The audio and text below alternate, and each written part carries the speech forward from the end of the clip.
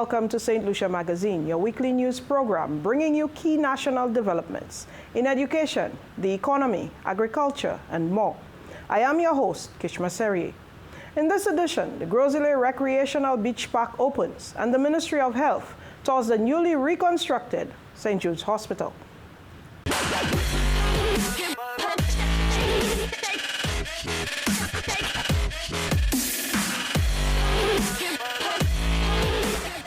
A recreational beach park opened at Redwee Beach last Friday. The government of St. Lucia officially opened a new public beach park in Gros that will provide entertainment spaces and commercial opportunities for the general public. The Gros Recreational Beach Park consists of a public restroom block, an ice cream shop, concessionaire spaces, playground, and a children's entertainment area.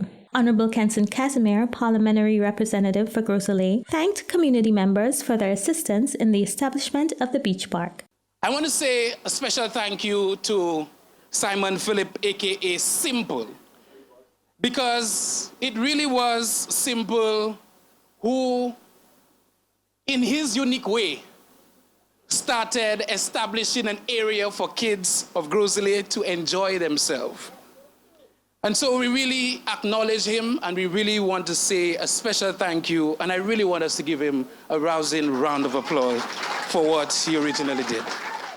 I also want to thank the people of Gros for their patience with this project, because we know we endeavor to give quality in our constituency. And we had the challenges as is associated with global warming, but we are able to come back to the drawing board and execute. And I am proud that the contractors for this project, again, from the constituency of Gros. He also announced plans to host small-scale cultural events at the park. We're expecting to have jazz events at this facility, carnival events at this facility, Gros Day activities, Creole activities, right here so people can enjoy themselves. Tourism Minister, Honorable Dr. Ernest Hilaire, explained the importance of the project. A space like this and a project like this is important because it will create opportunities, especially within the hospitality sector, for the average St. Lucian to be able to benefit from the tourism industry. Traditionally, we've always seen the tourism industry as something which is dominated by large properties, large hotels and resorts. And over the last few years, we've tried in St. Lucia, under successive governments, not only this government, and our Prime Minister himself was a pioneer of this move to get St. Lucians to be able to benefit from the tourism industry. Since 2021, we have announced and we've made it deliberate that we are going to intensify the efforts to make sure that we bring the benefits of tourism to as many St. Lucians as possible. In addition, we've also made it very clear we want St. Lucians to start owning more of the tourism industry. Not just for St. Lucians to participate in the sense of being workers and providing services, but St. Lucians to start owning it. And that is a fundamental difference as well. At the August 15th opening, Minister Hilaire also spoke on plans to erect public restrooms and vending facilities at additional beach locations, and indicated plans to install 30 additional moorings to accommodate the docking of marine vessels in order to boost revenue collection for the benefit of the country. Petula Olibert reporting for the Government Information Service. Health officials recently visited the reconstruction site of the St. Jude's Hospital to ensure that the health facility is of the highest standard. Fernell Neptune reports. A team from the Ministry of Health, Wellness and Elderly Affairs, including the Permanent Secretary, Jenny Daniel, Medical Officer of Health, Dr. Glensford Joseph, and other health officers, conducted a visit to the reconstruction site of the St. Jude Hospital.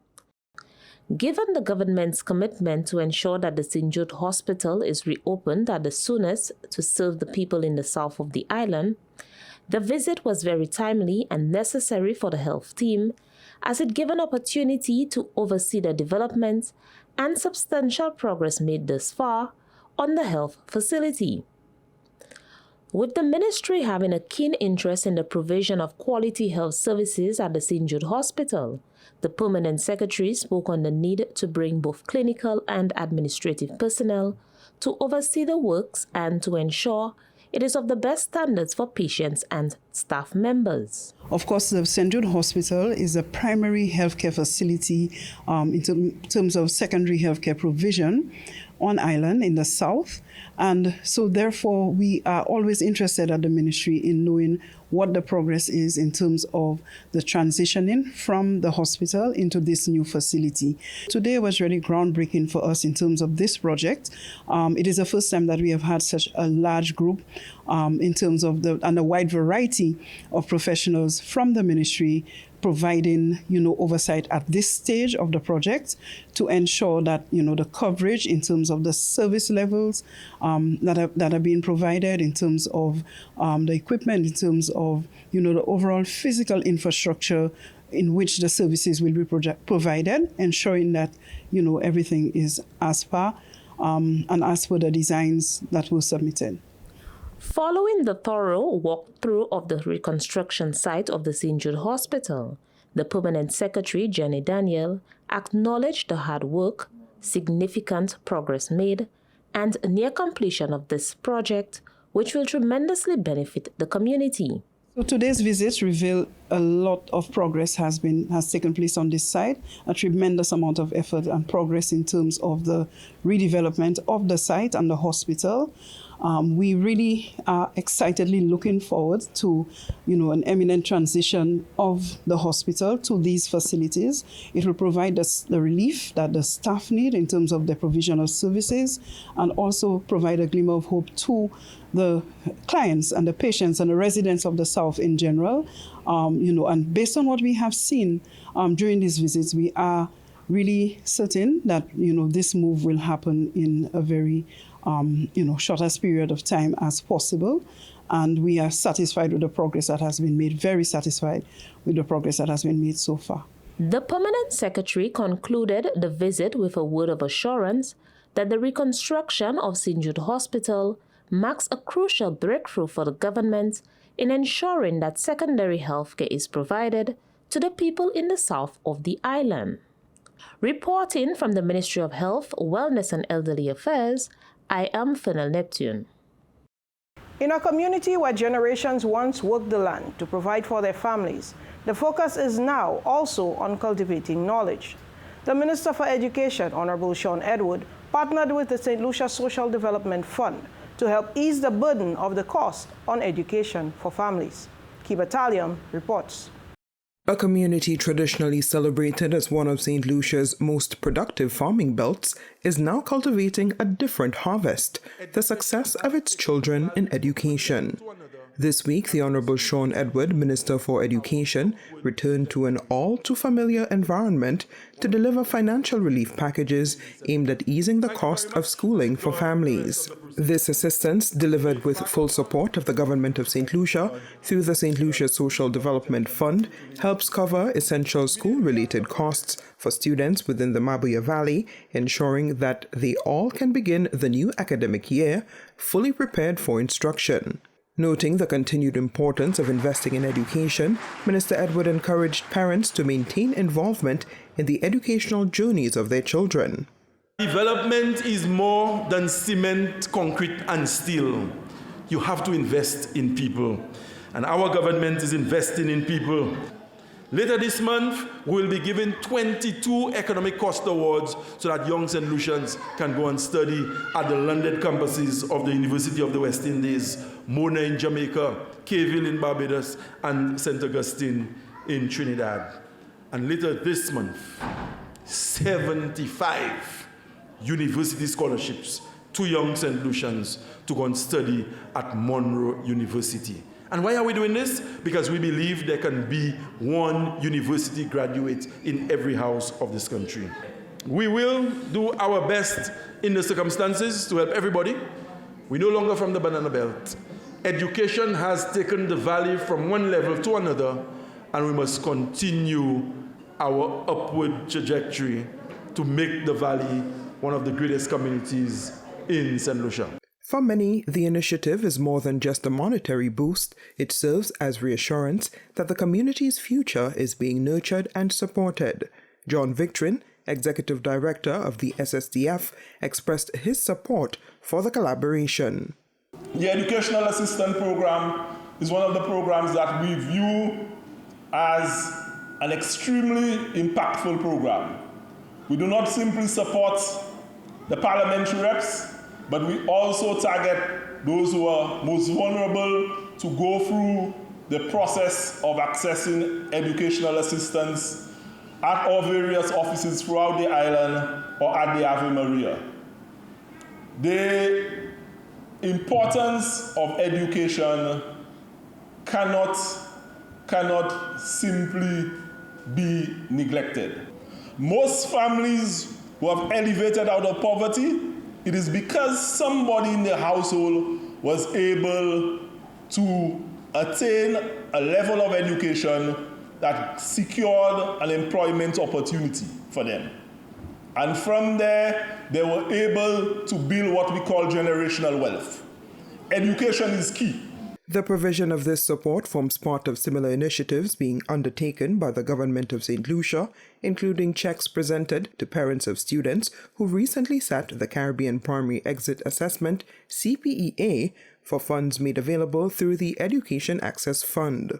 With these financial relief packages, the seeds of education are being sown with the same care and dedication given to the green fields of the Mabia Valley, ensuring the community continues to benefit from a bountiful harvest of knowledge, achievement, and successful residents. From the Communications Unit of the Department of Education, Innovation and Vocational Training, I am Cuba. Still to come, a new cohort of students are preparing to pursue fully funded studies in Cuba. Please stay with us. Every bed in our hospitals tells a story of someone's mother, someone's brother, someone's friend. And when that story of care is complete, it's time for the next chapter, home. But too often, discharge patients are left waiting hours, days, weeks, sometimes months, not because they want to stay, but because no one comes. We understand life gets busy, but every extra day they wait means another patient, perhaps in pain, perhaps in crisis, can't get the bed they desperately need. So when the call comes that your loved one is ready, please be ready too. Pick them up, bring them back to the comfort of family, where healing truly continues. Because caring doesn't end at discharge, it continues with you. A message from the Ministry of Health, Wellness and Elderly Affairs. Welcome back. 11 St. Lucian Scholarship recipients were officially congratulated by the Minister of Education during a brief send-off ceremony as they prepared to further their academic careers. A shared vision for education and development continues to unite St. Lucia and the Republic of Cuba. This year, a fresh cohort of St. Lucian students has been awarded government-sponsored scholarships to pursue higher education in Cuba. Minister for Education, Honorable Sean Edward, congratulated scholarship recipients, encouraging them to persevere in their studies and return with the skills and knowledge needed to help shape St. Lucia's development. You have to make that count for you. You must make it count for your family. You have to make this count for your community, especially those of you who come from rural parts of St. Lucia. And you have to make this count for your country. Upon completion of your program, you must have a burning desire to return to St. Lucia so that you can dispense your services to the population that you left behind, so that you can walk the streets of your communities and your country with pride and dignity, whereby children at the secondary level and even the primary level want to be like you. Reflecting on the importance of the support received from Cuba over decades, the Education Minister emphasized investments made by the government of St. Lucia to increase access to higher education. And we've gone further. We have capitalized the St. Lucia Development Bank with an approximate amount of $3 million for families who want to take the loan or who have the ability to take the loan.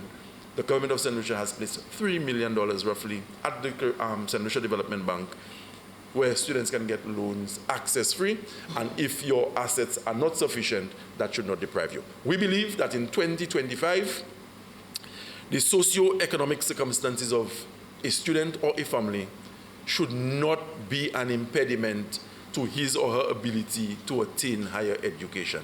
The 11 students are expected to depart in the coming weeks. 9 will enroll in Doctor of Medicine programs, while the additional 2 scholars will join Bachelor of Nursing and Bachelor of Pharmacology programs respectively. Cuba's ambassador to St. Lucia, Her Excellency Yenelis Linares, commended the recipients for their educational pursuits, encouraging them to maintain a high standard of performance. When preparing your documents, I could notice the potential. You have been excellent students, and I hope that you will continue like this in Cuba. Hundreds of professionals from St. Lucia and from all over the world have been formed in my homeland. Be good students. Seize the opportunity of becoming health professionals for the land of Derek Walcott and Sir Arthur Lewis. Be human, be humble, be responsible, be examples for your nation and for the entire Caribbean. The Cuban Scholarship Program is among St. Lucia's longest-standing education partnerships, having commenced in 1979. The initiative offers full academic support, accommodation, and an opportunity for cultural exchange. To date, in excess of 600 St. Lucians have attained higher learning in Cuba. As this year's recipients prepare to represent St. Lucia abroad, the young scholars carry with them not only personal dreams, but hopes of continued national development expected to be fulfilled by the contributions made upon the completion of their studies.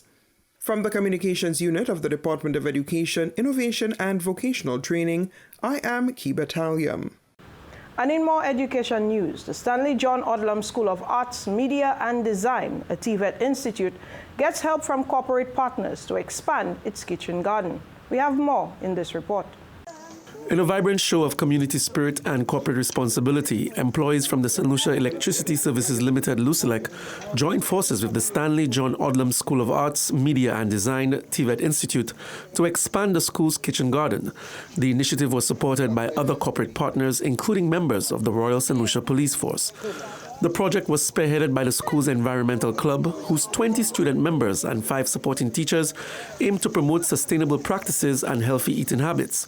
Teacher Snalia Mahal emphasized the garden's dual role in supporting both the food and nutrition department and the school's feeding program. The kitchen garden is basically to support the food and nutrition department as well as our school feeding program. It allows for us to use produce that we don't necessarily have to buy, reducing on the cost for some of our students in terms of what they need to get for the ingredients to make some of the products and some of the school-based assessments that they have to do. So Lucilec came on board providing financial support, and we were able to purchase the items that we needed to assist with the expansion. Lucilec's involvement reflects its commitment to youth development, education, and environmental sustainability.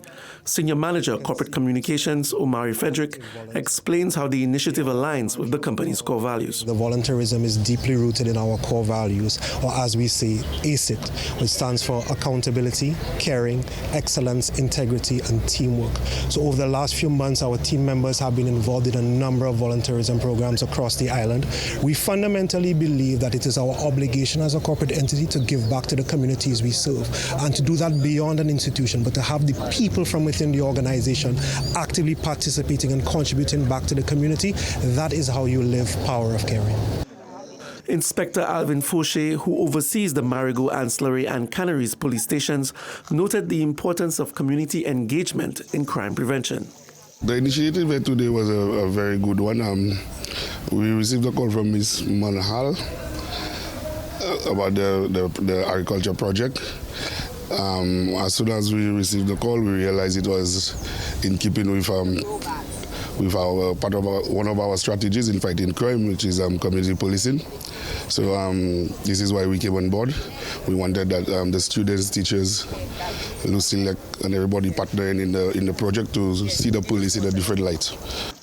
The environmental club's reach extends beyond agriculture science students, with plans to encourage backyard gardening and explore sustainable livelihoods through the production of teas and soaps using garden-grown materials. Coming up next, a workshop briefs trainers on electric vehicle service and repair. Please stay tuned. The St. Lucia Bureau of Standards, SLBS, would like to inform the public of its upcoming public awareness campaign on August 27th, 2025 in the city of Castries.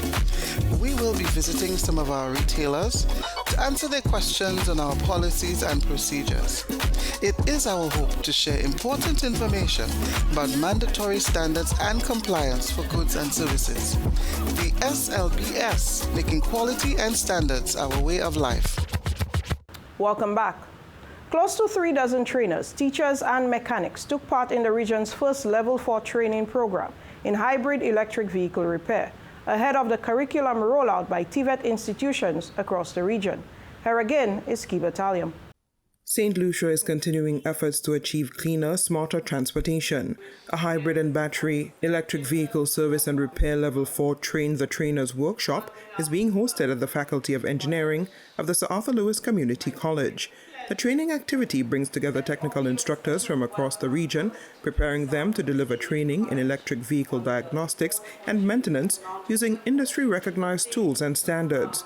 Addressing participants, Deputy Dean of the Faculty of Science and Technology of the University of the West Indies Mona campus, Professor Tanisha Stevenson, reflected on the anticipated impact of the initiative. I would love to invite you to make full use of the week.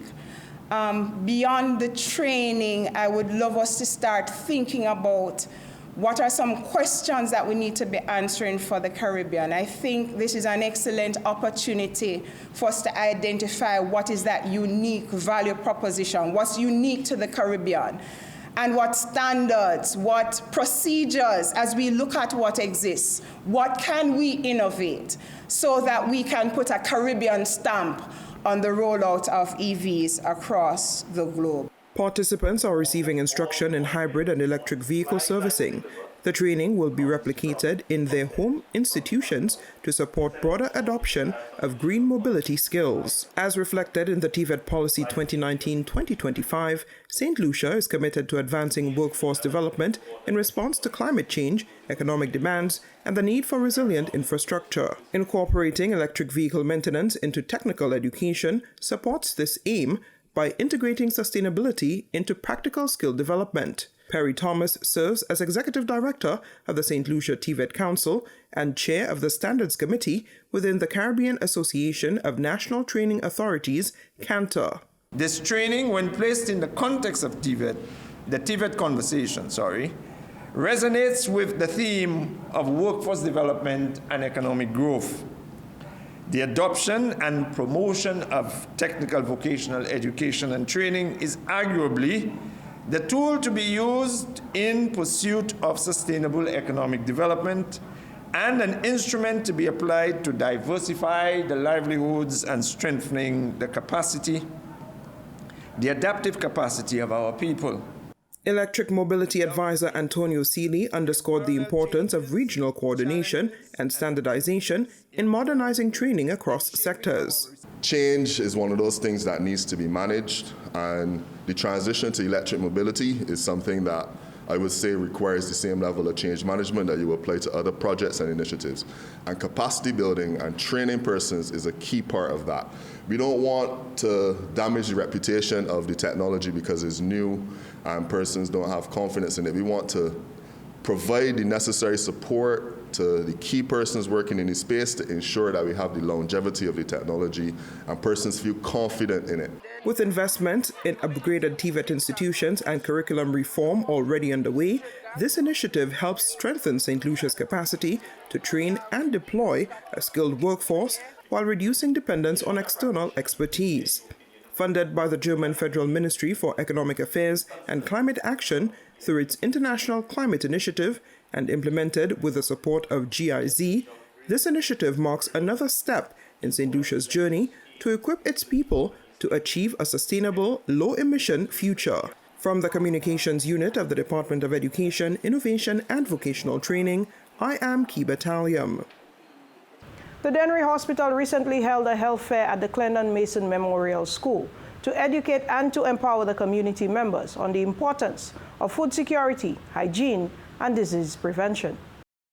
The Faces of Development Summer Camp marked its 4th consecutive year with a dynamic and purpose-driven agenda centered around STEAM: science, technology, engineering, arts, and mathematics.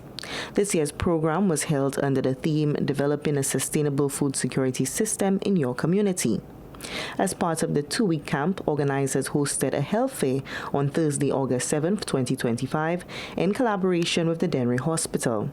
The event took place at the Clendon Mason Memorial Secondary School and brought together a number of health professionals offering services aimed at educating and empowering the local community, particularly children, their families, and other residents of Dennery. This year's health fair served as a key highlight of the camp's activities, offering free health screenings, wellness checks, nutritional advice, and educational booths focused on the importance of food security, hygiene, and disease prevention. Principal Nursing Officer at the Dennery Hospital, Yolanda Alcindor, shared the wide range of health services and educational support offered during the health fair, all aimed at promoting health and wellness within the community. At this health fair, we have a number of services being offered. We have environmental health, talking about the mosquitoes, how to prevent, dengue fever. We can cover our water containers to prevent the mosquito breeding. We have substance abuse, talking about alcohol and other dangerous drugs. We also have universal health care, talking about the different services that this program provides.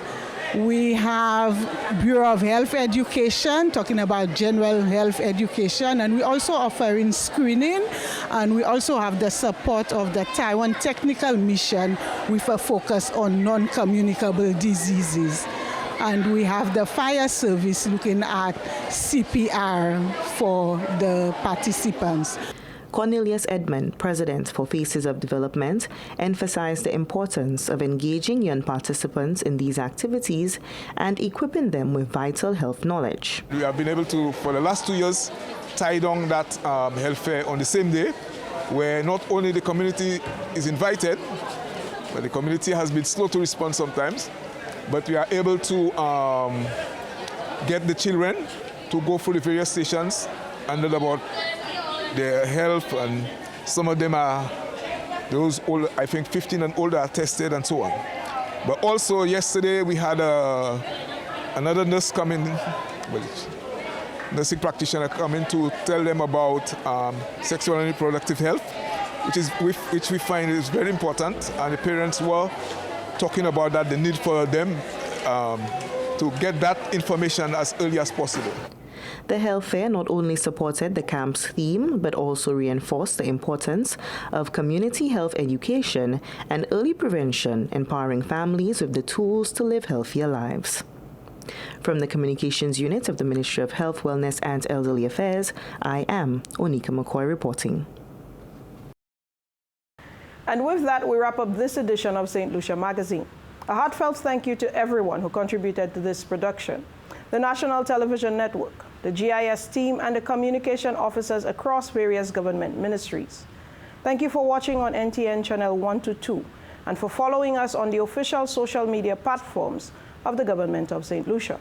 I am Kishma Serie. Until next time, stay informed, stay engaged as we continue tracking St. Lucia's progress.